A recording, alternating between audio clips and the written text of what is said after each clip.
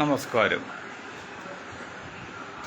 ഞാൻ Moideen Shah, Indian union കോൺഗ്രസിൻ്റെ president. ബഹുമാന്യരെ, നിങ്ങൾക്കെല്ലാവർക്കും എൻ്റെയും എൻ്റെ ഗ്രൂപ്പിൻ്റെയും അഭിനന്ദനങ്ങളും ആശംസിക്കും.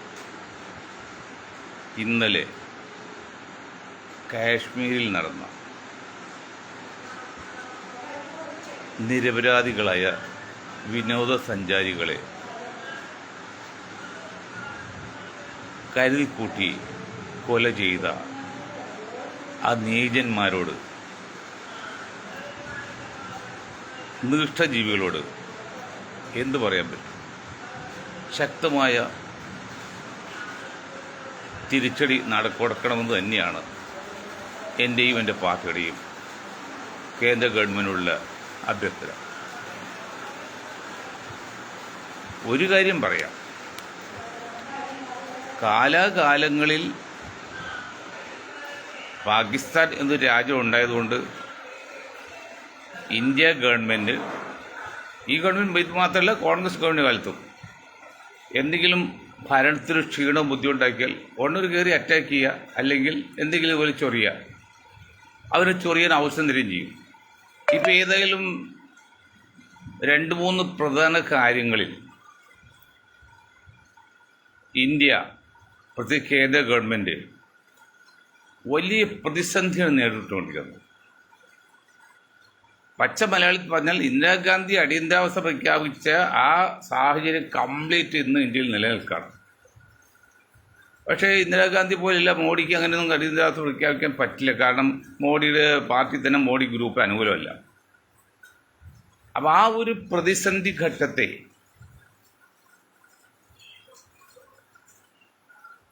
ഈ പാകിസ്ഥാൻ തീവ്രവാദികളോ അല്ലെങ്കിൽ ഇപ്പോൾ കാശ്മീരിൽ കൊന്ന ആ ദുഷ്ടന്മാർ കാരണം ഒരു ആശ്വാസം കിട്ടി നമ്മുടെ ഗവൺമെൻറ്. അതൊരു കണക്കാണ്. പക്ഷേ ഈ ആശ്വാസം കിട്ടുമ്പോഴും കടലിൽ തിരയുണ്ടെങ്കിൽ അത് കരയിൽ അവസാനിക്കും പോലെ ഈ തീവ്രവാദ വിഡ്ഢികളെ ഇന്ത്യയിൽ ഏതാണ്ട് 10-30 കോടി ജനങ്ങൾ, മുസ്ലിങ്ങളുണ്ടെന്നുണ്ട്. കൊല്ലൻ്റെ ആലയിൽ കൊല്ലൻ ഇരുമ്പയിൽ മുട്ടുമ്പോൾ അത് നടുങ്ങുന്നത് അവിടെ കിടന്ന മുയലാണെന്ന് പറയും പോലെ നിങ്ങൾ ചെയ്യുന്ന എല്ലാ നീചമായ പ്രവൃത്തിക്കും അതിന് ഫലം അനുഭവിക്കുക അല്ലെങ്കിൽ കേൾക്കേണ്ടത് ഇന്ത്യയിലുള്ള 30 കോടിയോളം വരുന്ന മുസ്ലിങ്ങളാണ്. അവരൊക്കെ നിരപരാധികളാണ്. പക്ഷേ കേവലം 0.5% പോലും ഇല്ലാത്ത ഒരു വിഭാഗം ചെയ്യുന്നതിൻ്റെ പേരിൽ ഈ 99% അത് പേരുദോഷം കേൾക്കുന്നത് മാത്രമല്ല, എന്തെല്ലാം നീചമായ പ്രവൃത്തിയാണ്, വാക്കുകളാണ് അവർ പറയുന്നത്. വായു മനസ്സറിയാത്ത കാര്യം. അപ്പം അതുകൊണ്ട് കാലാകാലങ്ങളിൽ ഇന്ത്യ ഗവൺമെൻറ് പാകിസ്ഥാനെ മുന്നിൽ നിർത്തിക്കൊണ്ട് പല കാര്യങ്ങളും രക്ഷപ്പെട്ടിട്ടുണ്ട്. പിന്നെ അതുപോലെ ഇപ്പോഴും അത് നടക്കുന്നു.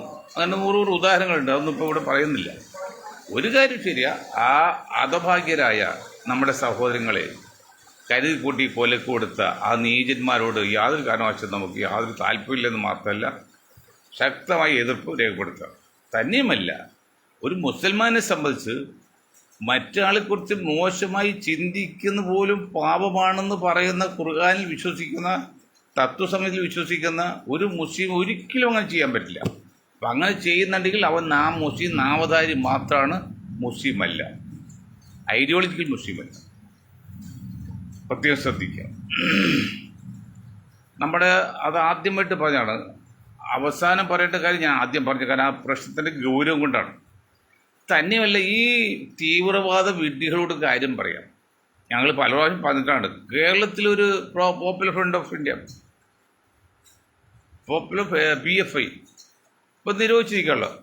അതിൽ ഞങ്ങൾക്ക് അറിയുന്ന ചില ചോട്ടാ നേതാക്കൾ, വലിയ നേതാക്കൾ നമുക്ക് അറിയൊന്നുമില്ല, ചോട്ടാ നേതാക്കളോട് പറഞ്ഞ് നിങ്ങൾ ചെയ്ത് അവസാനം നിങ്ങൾ എതിർക്കേണ്ടത് ഇന്ത്യൻ പട്ടാളത്തിന് മുമ്പിലാണ്. ഇന്ത്യൻ പട്ടാളത്തിന് മുമ്പിൽ ഇടപെട്ട് കഴിഞ്ഞാൽ നിങ്ങളെല്ലാം നിങ്ങളുടെക്കാൾ വലിയ ആളും ജയിക്കാൻ പാടില്ല. കാരണം ഇന്ത്യൻ പട്ടാളം തോൽക്കുക എന്ന് പറഞ്ഞാൽ നമ്മളെ സംബന്ധിച്ച് മരിച്ച തുല്യമാണ്.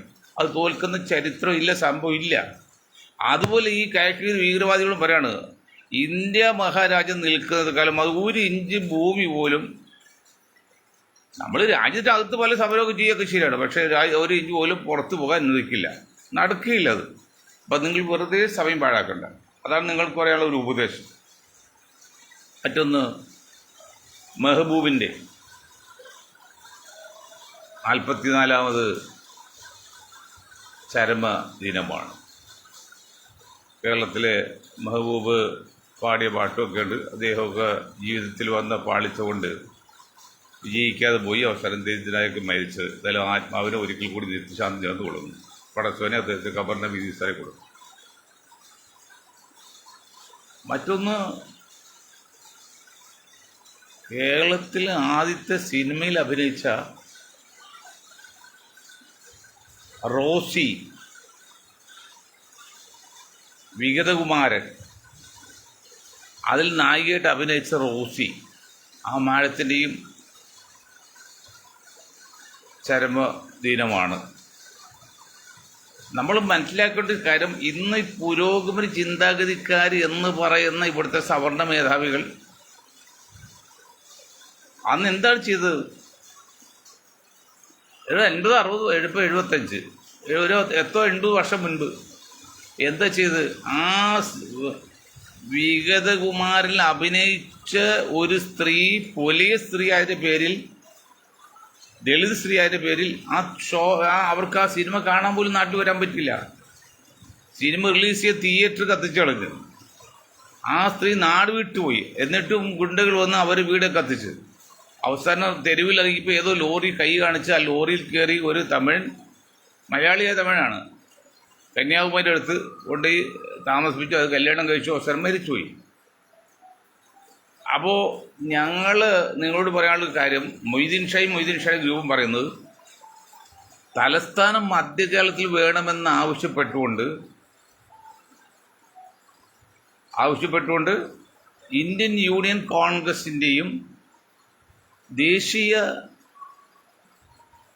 നഗര ഗ്രാമവികസന ഏജൻസിയുടെയും ബോംബെ മലയാളികളുടെയും സംയുക്ത ആഭിമുഖ്യത്തിൽ ഈ വർഷം അവസാനം ഡിസംബർ 28 ഞായറാഴ്ച 3 മണിക്ക് ബോംബെയിൽ വെച്ചൊരു വലിയ സെമിനാർ സംഘടിപ്പിച്ചിട്ടുണ്ട്. ആ സെമിനാറിൽ സംഘടിപ്പിക്കുന്ന നഗറിന് ഞങ്ങളിടുന്ന പേര് വിഷയോ ആലോചിച്ച് നോക്കണം. പുലയ റോസി നഗർ എന്നാണ്.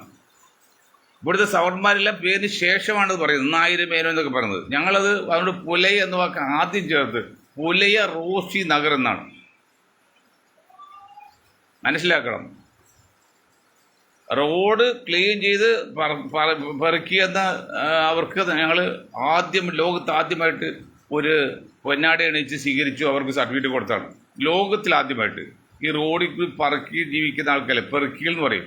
പെറുക്കിൽ ഞങ്ങൾ ഗീവ് ഇറ്റ്, ടേക്ക് ഇറ്റ് എന്നുള്ളതല്ല, അത് തെണ്ടിയെന്ന സ്ഥലമല്ല. അവർ വാസ്തവത്തിൽ നാട് നന്നാക്കല്ലേ. അല്ലെ, കാക്കയെക്കുറിച്ച് പറയുമ്പോൾ അഴുക്കൊക്കെ ഒത്തി തിന്നുന്ന കാക്ക നാടിനെ ശുദ്ധിയാക്കുമെന്ന് പണ്ട് കവി പാടിയതുപോലെ അവർ നമ്മുടെ റോഡിനേക്ക് ക്ലിയർ ആക്കാണ്. അവർക്ക് ഞങ്ങൾ ആദ്യമായിട്ട്, ലോകത്ത് ആദ്യമായിട്ട് അങ്ങനെയുള്ള പെറുക്കികൾ അല്ലെങ്കിൽ ഈ തെരുവിൽ നിന്ന് സാധനങ്ങൾ പെറുക്കി ജീവിക്കുന്നവർക്ക് ഞങ്ങളൊരു പൊന്നാട എണീച്ച് സ്വീകരിച്ചു. 2021 ഏപ്രിൽ 30. ഇന്നിപ്പോൾ അത് വലിയൊരു സംഭവമാണ്. ബോംബെയിലെ ആ നഗറിന് ഞങ്ങളിടുന്ന പേര് പുലയ റോസി നഗർ എന്നാണ്. പുലയല്ല, പുലക്കിളി സ്ത്രീയാണല്ലോ. പുലയി റോസി നഗർ എന്ന് ശ്രദ്ധിച്ചു കേൾക്ക്. പുലയി റോസി നഗർ എന്ന്. എത്ര ഉദാത്തമായ ചിന്താഗതി, എത്ര നല്ലൊരു ആശയം ആദരിച്ചാണ്. ആരും അന്യരല്ല, എല്ലാവരും തുല്യരാണ്. 2 പോയിന്റാണ് ലോകത്ത് നടക്കുന്നത്. ആരും അന്യരല്ല, എല്ലാവരും തുല്യരാണ്. അത് എല്ലാവരും തുല്യരാണ് എന്ന പ്രത്യയശാസ്ത്രത്തിൽ വിശ്വസിച്ചുകൊണ്ട് മുന്നോട്ട് പോകുന്ന മൊയ്തീൻ ഷായുടെ ഗ്രൂപ്പും പാർട്ടിയും ഈ പുലൈ റോസി നഗരത്തിൽ പേരെടുക്കുന്നതിൽ സംഭവം കുറിക്കും. എന്തുകൊണ്ട് അങ്ങനെ അത് പറഞ്ഞോളൂ. മറ്റൊന്ന്, 1980 കാലഘട്ടത്തിൽ 1980 തൃപ്പൂണിത്ത റെയിൽവേ സ്റ്റേഷനിൽ ഒരു പ്രതിശ്രുത വധു കല്യാണം കഴിഞ്ഞിട്ടില്ല, കല്യാണം പറഞ്ഞിരിക്കുകയാണ്. കൈ മുട്ട് നിറയെ വളയിട്ട് ആ കൈ പുറത്തേക്ക് വെച്ച് തീവണ്ടിയിൽ ഇരിക്കുകയാണ്. വണ്ടി സ്റ്റേഷനിൽ ഒന്ന് നിൽക്കാം. ഒരു ദ്രോഹി പാക്കത്തി പോലെ വാളുകൊണ്ട് കൈ വെട്ടി അത് കൊണ്ടുപോയി. അറിഞ്ഞ് സ്വാഭാവിക കേസോ അല്ലെങ്കിൽ ഭരിതൊക്കെ വയ്ക്കില്ല. അതിനുശേഷം ഇവള് വിവാഹം കഴിക്കാൻ തയ്യാറാകേണ്ട പറ്റില്ല എന്ന് പറഞ്ഞു വീട്ടുകാർ. അപ്പം വരൻ പറഞ്ഞറിയോ, ഇത് ഈ കല്യാണത്തിന് ശേഷമാണ് സംഭവിച്ചെങ്കിൽ നമുക്ക് വല്ലതും ചെയ്യാൻ പറ്റുമോ? അതുകൊണ്ട് ഞാൻ ഇവിടെ തന്നെ വിവാഹം കഴിക്കും, ഒഴിവാക്കില്ല എന്ന് പറഞ്ഞ് ആ മാന്യനായ ഭർത്താവ് അവർ വിവാഹം കഴിച്ചു മുന്നോട്ട് പോവുകയാണ്. പക്ഷേ എത്രയും 80 പോയിട്ട് 20, 45 വർഷമായി. ഇത് പറയാൻ കാരണം, കഴിഞ്ഞ ദിവസം UP-യിൽ വിവാഹം നിശ്ചയിച്ച ഒരു സ്ത്രീ വീണ് നട്ടലിന് പരിക്ക് പറ്റിയപ്പോൾ ഇനിയൊരു ജീവിതം സാധ്യമല്ലെന്ന് ഡോക്ടർ പറഞ്ഞതിലേക്ക് രണ്ട് വീട്ടുകാരും പറഞ്ഞ് അനീത്യ കല്യാണം കഴിക്കാൻ. പക്ഷെ ആ മാന്യനായ അല്ലെങ്കിൽ മനുഷ്യശ്രീയായ നിയുക്ത വരൻ അത് ചെയ്തില്ലെന്ന് മാത്രമല്ല, ആ സ്ത്രീ അതിന് വിവാഹം കഴിച്ചു. അതൊക്കെ ഒരു മാതൃകയാണ്. അത് ഞാൻ പറഞ്ഞോളൂ, മാതൃകയാണ് അതൊക്കെ. അങ്ങനെ ചെയ്യണം. വീണ്ടും നമ്മൾ നിലമ്പൂർ ഇലക്ഷനെ കുറിച്ച് പറയുമ്പോൾ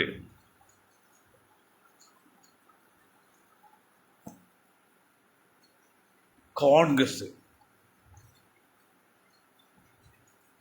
ഞാൻ പറഞ്ഞത് ഇന്ദിരാഗാന്ധിയുടെ പേരക്കിടാവ് രാഹുൽ ഗാന്ധി, പ്രിയങ്ക ഗാന്ധി നയിക്കുന്ന കോൺഗ്രസിനെ കൊണ്ട് മാത്രം ഇന്ത്യയിൽ ഒരു മുന്നേറ്റം ഉണ്ടാകാൻ പറ്റില്ല. എല്ലാവരും ചേർന്ന് വേണം ചെയ്യാൻ.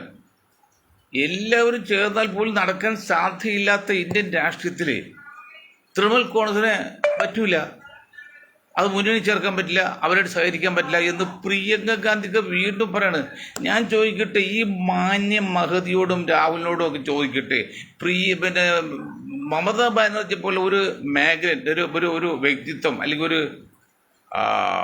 എന്താ പറയുക, ഒരു വ്യക്തിത്വമുള്ള ഒരു സ്ത്രീ, അവരൊക്കെ ഒഴിവാക്കിക്കൊണ്ട് നിങ്ങൾക്ക് എങ്ങനെ ഇന്ത്യൻ രാഷ്ട്രീയത്തിൽ പ്രതിപക്ഷം നിങ്ങൾക്ക് ഭരണത്തിൽ പെടാൻ പറ്റും?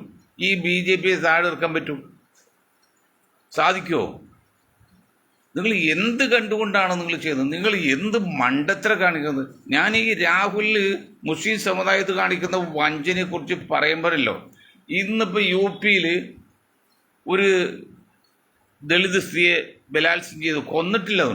അതിനെക്കുറിച്ച് രാഹുലിൻ്റെ പ്രസ്താവന വന്ന് പല എതിർപ്പ് പറഞ്ഞിട്ടുണ്ട്. അന്തേ രാഹുല് UP-യിലേക്ക് 100 എടുക്കുന്ന ബിൽഡിങ് ബുൾഡോസ് കൊണ്ട് നശിപ്പിക്കുമ്പോഴേ നിങ്ങൾ എവിടെ പോയിരുന്നു? പ്രിയങ്ക എവിടെ പോയിരുന്നു? അത് CPM-ന്റെ ബന്ധക്കാരായിട്ടാണ് ഡൽഹിയിൽ ചെന്ന് നടന്നത്. അല്ലാതെ സുപ്രീം കോടതി പോയി സ്റ്റേ ഒക്കെ വാങ്ങിയെങ്കിലും നിങ്ങൾ എവിടെ പോയി? നിങ്ങൾക്ക് എന്താണ് 20% മുസ്ലിങ്ങൾ കൂടി പറയുമ്പോൾ നിങ്ങൾക്ക് ലജ്ജ അല്ലെങ്കിൽ ഒരു ധൈര്യമില്ലാത്തത്? അത് തന്നെയാണ് ഇന്ത്യൻ നാഷണൽ കോൺഗ്രസിൻ്റെ ആപത്തും. ആ വ്യക്തിത്വം ഇല്ലായ്മ, ആ തൻ്റെ ഇടമില്ലായ്മ, ആ യുക്തിഭദ്രമായിട്ട് സംസാരിക്കാനുള്ള കഴിവില്ലായ്മ, അത് തന്നെയാണ് ഇന്ത്യൻ നാഷണൽ കോൺഗ്രസ് നയിക്കുന്ന ഈ പ്രസ്ഥാനത്തിൻ്റെ അപജയവും. നിങ്ങൾ ധൈര്യമായിട്ട് വേണ്ട. 20% വോട്ട് നിങ്ങൾക്ക് കിട്ടില്ലേ എൻ ബ്ലോക്കായിട്ട്? 20% വോട്ടിൽ 99.9%, 0.1% പോലും BJP പോകുന്നില്ല മുസ്ലിങ്ങളോട്ട്. അത് നിങ്ങൾക്ക് മാത്രം, ഇന്ത്യ മുന്നണിക്ക് മാത്രം ചെയ്തിട്ട് നിങ്ങൾ എന്താണ് അവർക്ക് കണക്കെടുക്കാത്തത്? രാഹുൽ അപ്പോൾ സംതിങ് ബിഹൈൻഡ് റോങ്, അതിന് പുറകിൽ എന്തോ ഒരു മോശം ഉണ്ടെങ്കിൽ തെറ്റുണ്ട്. ആ തെറ്റ് നിങ്ങൾക്ക് വ്യക്തിത്വം ഇല്ലാന്നുള്ള അത് തന്നെ നമ്മുടെ അന്തോണി കാണിക്കുന്നു.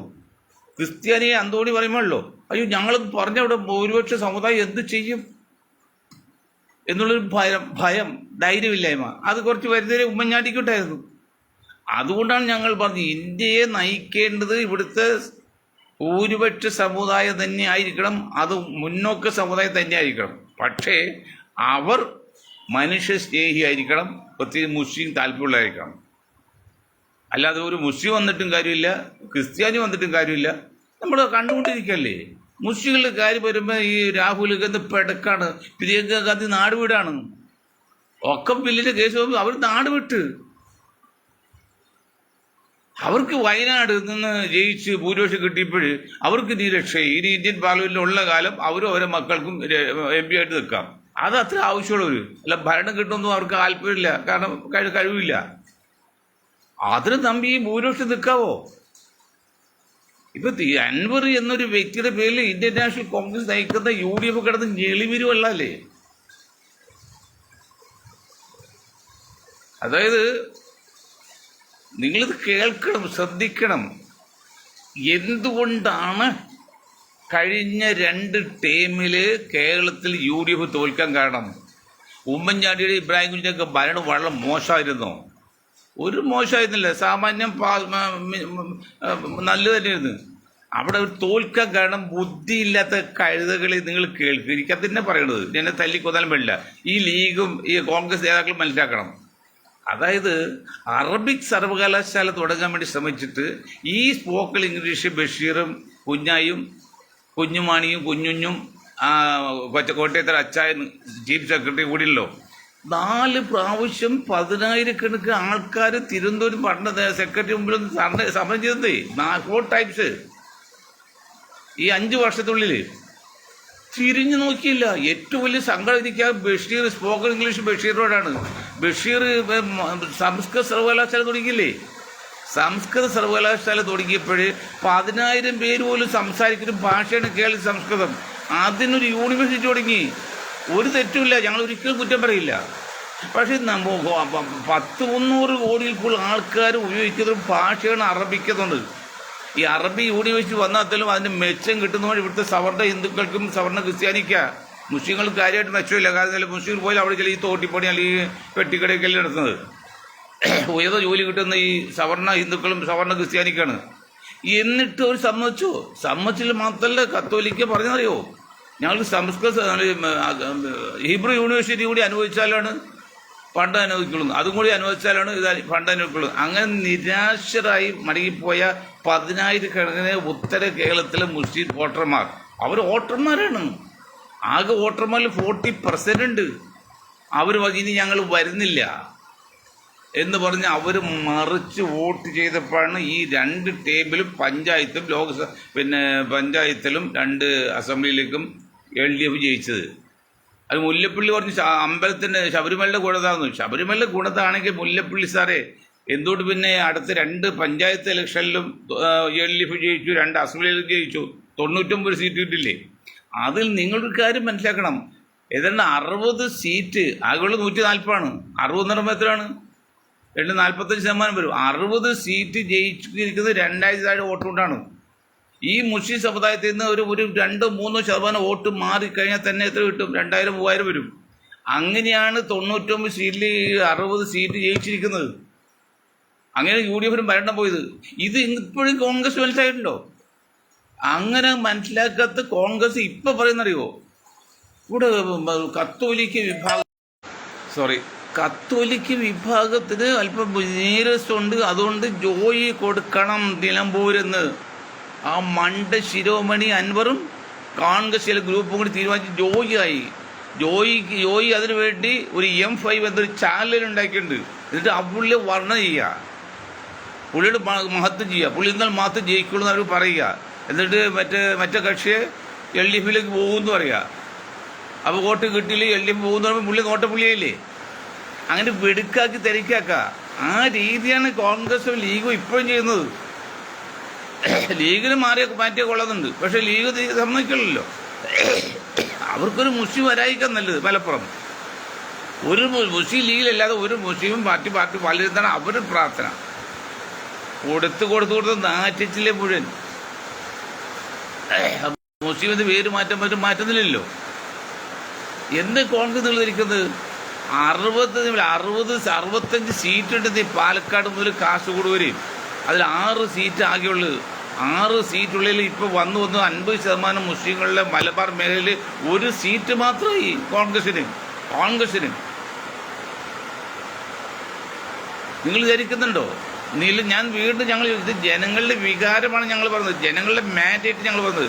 കാരണം പഠിക്കുന്ന കുട്ടി അധ്യാപകൻ തല്ലും, അതിന് അധ്യാപകന് സിനിമയില്ലെന്നല്ല, നന്നാകാൻ വേണ്ടിയാണ്. അതുപോലെ UDF നശിക്കാൻ പാടുള്ളത് മാത്രമല്ല, UDF അധികാരത്തിൽ കയറ്റാൻ വേണ്ടി ഞങ്ങൾ പരമാവധി ശ്രമിക്കുകയാണ്. വളരെ ബുദ്ധിപൂർവ്വം അതിന് LDF നിലനിർത്താനും BJPയെ തടയണം.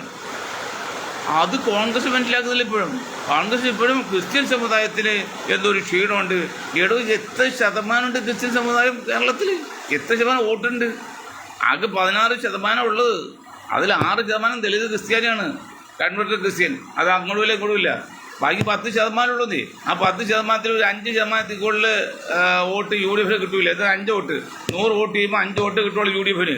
അതിന് എത്രയും നിങ്ങൾ മുഴുവൻ കൊടുത്താൽ 100 വോട്ടിൽ 39 വോട്ട് കിട്ടുന്നത് മുസ്ലിം സമുദായം നിങ്ങൾ അവഗണിച്ചാൽ, അതാ പറയുന്നത്. നിങ്ങൾക്ക് രാഷ്ട്രീയം അറിയില്ല, ഇന്ത്യൻ പൊളിറ്റിക്സ് അറിയില്ല, രാഹുലിനറിയില്ല, രാഹുലിനെ നയിക്കുന്നത് ഗാർഗിക്ക് അറിയില്ല.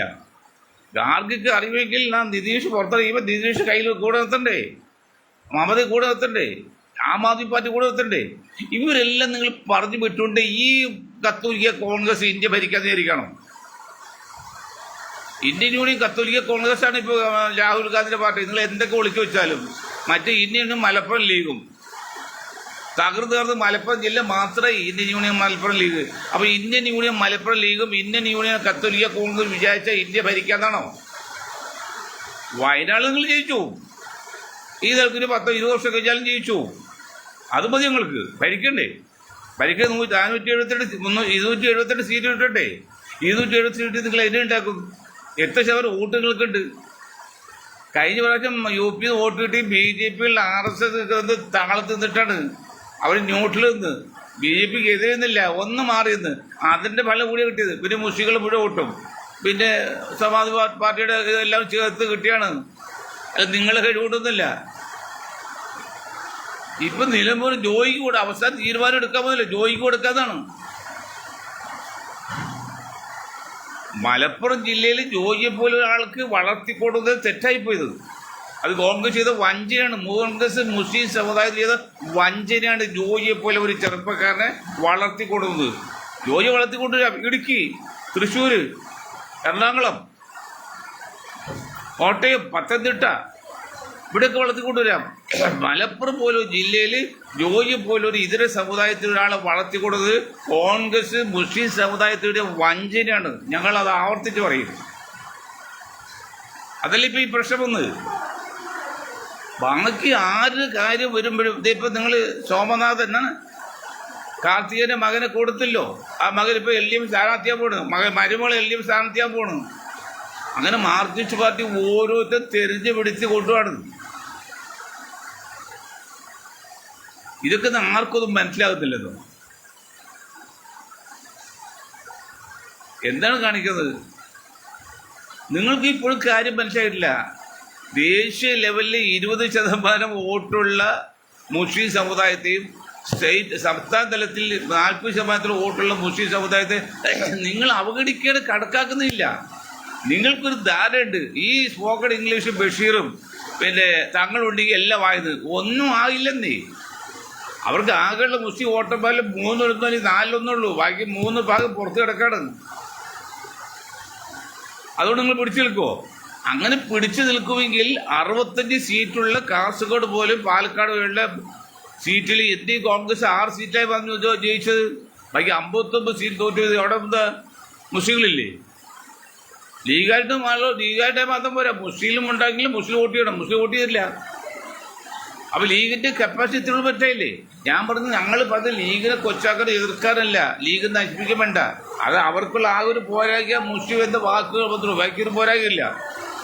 നിങ്ങളിപ്പോഴും മനസ്സിലാക്കണം. ഇപ്പോഴും നിങ്ങൾ ഈ LDF ഇടയിലേക്ക് ഭരണം കൊടുക്കാൻ ഉദ്ദേശിക്കണം.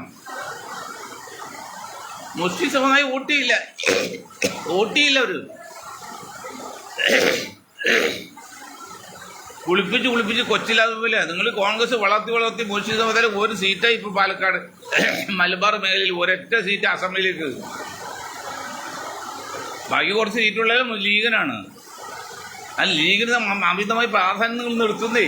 ലീഗിന് കൊടുക്കുന്ന അമിതമായി പ്രാധാന്യം നിർത്തും. ഇല്ലെങ്കിൽ നിങ്ങൾ വച്ചോടില്ല. ഞങ്ങൾ വീണ്ടും പറയുന്നു, 20 സീറ്റിക്കുള്ള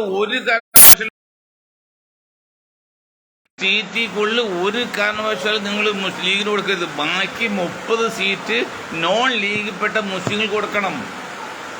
കൊടുത്ത് എങ്കിൽ മാത്രമേ നിങ്ങൾക്ക് ഭരണത്തിൽ കയറാൻ പറ്റുള്ളൂ. ഇതെന്താ നിങ്ങൾ മനസ്സിലാക്കാത്ത?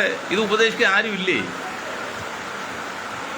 ഇത് ലോകം മുഴുവൻ പോകുന്നുണ്ടല്ലോ. എന്നിട്ട് ഇവിടെ ഇത് കേൾക്കാൻ നിങ്ങൾ ദയവ് ചെയ്ത് UDF കോൺഗ്രസിനോട് സ്നേഹം ഉണ്ടെങ്കിൽ ഞങ്ങൾ ഈ പറയുന്ന പോയിന്റ് ഈ കോൺഗ്രസ് ചെവിയിലെത്തിക്ക്, ഈ ലീഗുകാരെ ചെവിയിലെത്തിക്ക്. അത് നിങ്ങൾ ക്രിസ്ത്യൻ അകന്നു പോകുന്നു എന്ന് പറഞ്ഞാൽ പെന്തക്കോസ്തിപ്പെട്ടാണ് ഈ ജോലി ചെയ്തുകൊണ്ട്. കത്തോലിക്കനൊന്നുമില്ല. അതുകൊണ്ട് കത്തോലിക്ക് സാധനം കിട്ടുന്നുണ്ടോ? കിട്ടിയാൽ ഇത്രയുണ്ട്. 5 ഹോട്ടൽ 100 ഉള്ളപ്പോൾ 100 പേര് ചെയ്താൽ 5 ഓട്ടം കിട്ടുന്നത്. അവിടെ നിങ്ങൾക്ക് 172 സീറ്റ് എടുക്കാൻ പറ്റുമോ? മാർക്സിസ്റ്റ് പാർട്ടി ഇവിടെ വാവൊളിച്ചിരിക്കട്ടെ, എങ്ങനെയും ഭരണം നിലനിർത്താൻ വേണ്ടി ചെയ്യാണ്. അത് കേന്ദ്രത്തിൽ സപ്പോർട്ടുണ്ട്.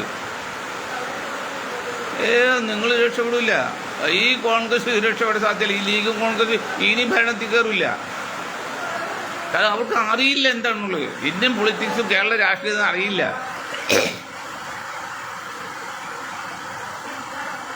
അവരും തൊടിയിക്കുന്നില്ല. രാഹുൽ ഗാന്ധി ഒരു കാരണവശാലും മുസ്ലിം സമുദായത്തിന് വേണ്ടി വാദിക്കുന്നില്ലെന്നേ, മിണ്ടുന്നില്ല, ഒരു സ്ഥാനമാനം കൊടുക്കുന്നില്ല.